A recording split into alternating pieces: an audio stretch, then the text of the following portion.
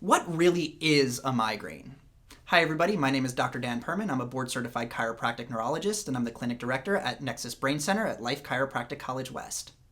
When I have a migraine patient into my office, one of the first things that I will do is ask them, do you actually really know what a migraine is? Because let's face it, I'm not the first person that most migraine patients are going to see. By the time they get to me, they've probably seen at least 3 or 4 other doctors for their migraines. So I'm always curious to know what they've actually learned about migraine along the way. And what I've found is that pretty unanimously, patients that have been suffering with migraine for the majority of their lives have never actually been explained by a medical practitioner what a migraine really is. Now, to me, this is incredibly important because in order to fully understand our rehabilitative approach to migraine, you need to understand really what is happening underneath the surface.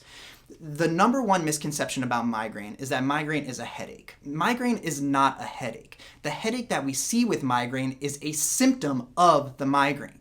You see, migraine is a genetic neurological disorder. 90+% of migraine patients have some sort of genetic component to it. And what's going on with migraine is we have pools of brain cells in our brain that are just genetically fatigable. They get tired a little bit easier than they should. And when those areas get too tired, they fatigue, and then we get our migraine. But you might be surprised to know that not all migraine patients experience headaches. There's something called a vestibular migraine, where the patient experiences dizziness with their migraine. There's an ocular migraine, where the patient just sees these auras. There's what's called a hemiplegic migraine, where a patient will experience numbness and tingling and maybe even weakness along an entire side of the body. There's abdominal migraine, where a patient feels incredible pain in their stomach.